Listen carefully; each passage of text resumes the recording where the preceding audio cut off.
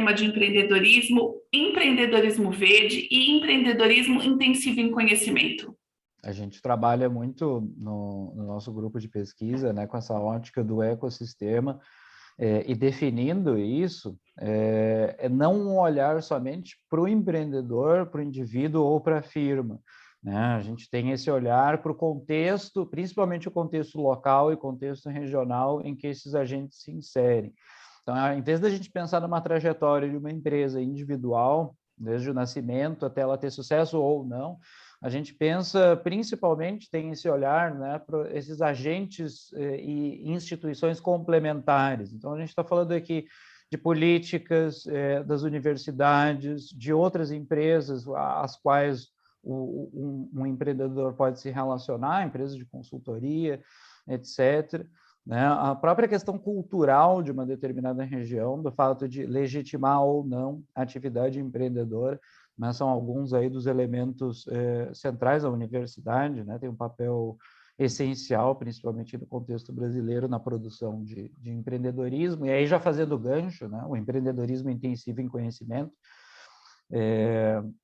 O empreendedorismo intensivo em conhecimento, ele é uma definição ampla o suficiente para não restringir a nossa visão para empreendedorismo de base tecnológica, certo? O que deixaria de fora uma série de indústrias criativas, por exemplo, né? A parte de economia criativa. E ao mesmo tempo, a gente não tem um olhar tão amplo para olhar para qualquer novo negócio.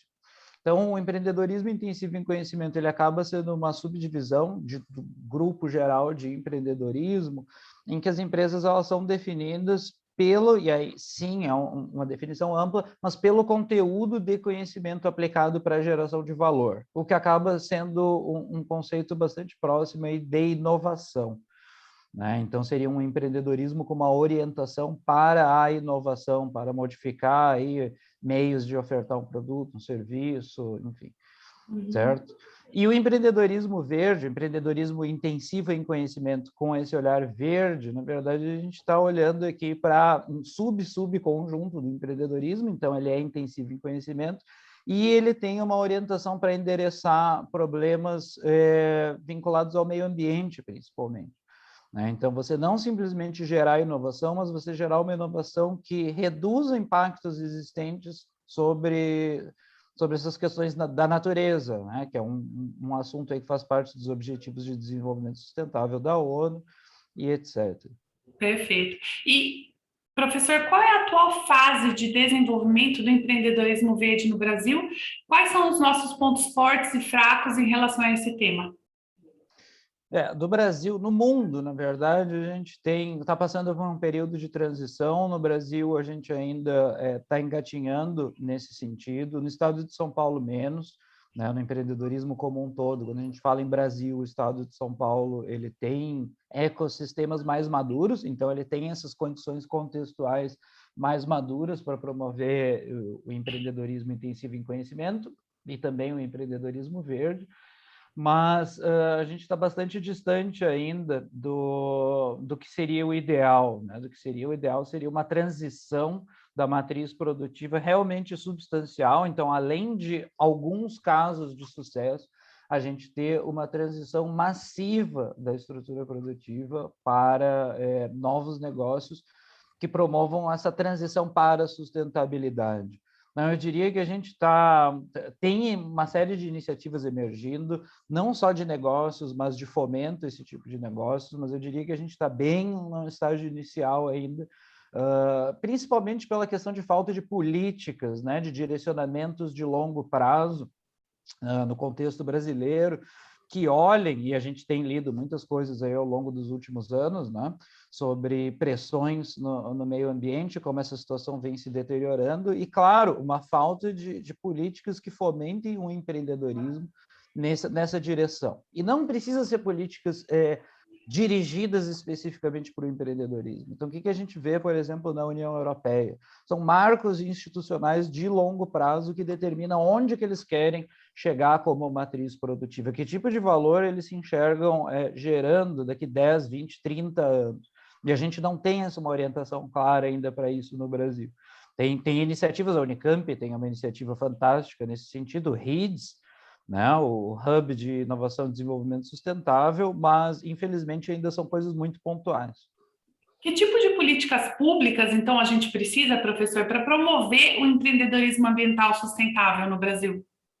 Esse é um ótimo ponto. Eu acho que você usou muito bem o plural, são políticas, né? A gente não adianta ter um direcionamento somente para tentar promover isso. Então, uma mudança em termos de regulamentação, de estabelecer com clareza qual missão, né, essas políticas vão cumprir, onde nós queremos chegar daqui uma década, daqui 2 décadas, daqui 3 décadas, isso seria um passo bastante importante, em específico aí na esfera federal. Né? Em termos mais capilarizados, por assim dizer, no âmbito dos estados, políticas, a gente tem aqui no estado de São Paulo, provavelmente a melhor política de fomento ao empreendedorismo intensivo em conhecimento na América Latina, que é o programa PIP da FAPESP, né, que ele fomenta justamente esse tipo de negócio. Eles estão num processo de transição, de incorporação dessa questão do empreendedorismo verde, né, essa transição para a sustentabilidade. Mas o que eu acho bem interessante ressaltar é que, mesmo sem uma orientação explícita a esse respeito, o PIP já vem contemplando em torno a 25%, quer dizer, 1/4 dos projetos ao longo aí dos últimos 20 anos, endereçando esse tipo de problema.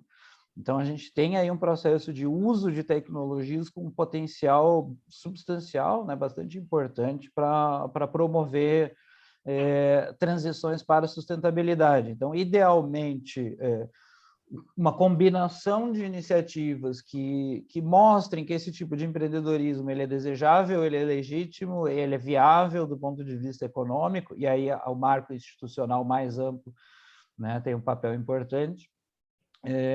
São coisas que a gente já deveria ter olhado, a bem da verdade, assim, já passou do período ideal, mas antes tarde do que nunca.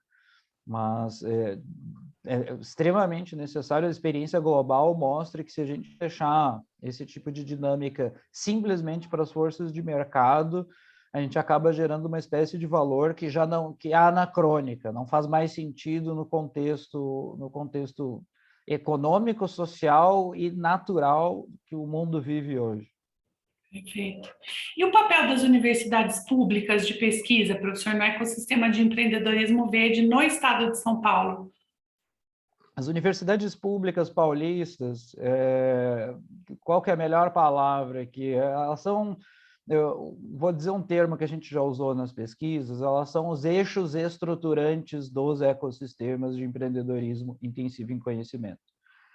E o papel delas é ainda mais importante, a gente testou isso daqui com dados, o papel delas é mais central ainda quando a gente fala dessas transições para a sustentabilidade ou empreendedorismo verde, né? Quando a gente analisa aí em termos de peso de contribuições, o papel da universidade cresce bastante quando a gente fala de empreendedorismo verde. E aí, se perguntando por que isso acontece, né? A gente foi fazer pesquisas em profundidade, e o que a gente percebe é que, pela própria missão da universidade de geração de ciência, né, o pesquisador que está numa universidade pública, ele tem, mesmo que ele não manifeste isso explicitamente, é uma coisa bem interessante, mas existe um compromisso social muito importante. Tá? Mesmo que a pessoa não reconheça isso de forma explícita, você vê isso muito nos resultados. E esse compromisso social, ele se traduz em aspectos que também dizem respeito ao meio ambiente. Então, as universidades públicas paulistas não só geram muita ciência de muita qualidade, mas elas geram muita ciência com potencial gigantesco de se traduzir em formas de produção e produtos que mitiguem, reduzam impactos negativos das empresas no meio ambiente. Então, por definição, elas acabam sendo berços extremamente importantes de geração desse empreendedorismo intensivo em conhecimento verde. Né? Então, o papel da universidade pública de pesquisa no estado de São Paulo aqui, ele é crítico. Não tem como se pensar esses ecossistemas de empreendedorismo intensivo em conhecimento sem as universidades. Como a aproximação das universidades com o mercado e com as indústrias pode colaborar, então, para o desenvolvimento econômico sustentável? Esse é um ponto bastante importante, né, de ressaltar até que muitas vezes a questão de transferência de tecnologia, até pelo nome que isso leva, se entende muito que a universidade ela produz um conhecimento e transfere ele num sentido unidirecional para o mercado. E a gente vem há alguns anos já trabalhando com pesquisas nesse sentido e a gente percebe que a dinâmica é bastante mais complexa, né? Existe um fluxo bidirecional, são diferentes tipos de conhecimento. Então, essa interação a universidade com o mercado, com empresas, ela acaba trazendo também uma visão de aplicação da ciência, né, para problemas do mundo das empresas. E de forma alguma isso se traduz em subserviência da universidade ao mundo empresarial, porque a autonomia do pesquisador ela jamais é ferida, ou pelo menos em nenhum dos casos, e eu estou falando de centenas de entrevistas que a gente fez, isso se notou de nenhuma forma. Né? Então, a autonomia do pesquisador é respeitada, ao mesmo tempo em que essa interação fomenta um pensamento para aqueles que tenham interesse, de verificar como que uma determinada pesquisa pode efetivamente gerar um valor econômico. E aí sim há o processo de transferência de tecnologia, o que pode acontecer através de um licenciamento de uma patente, pode acontecer através da geração de uma nova empresa.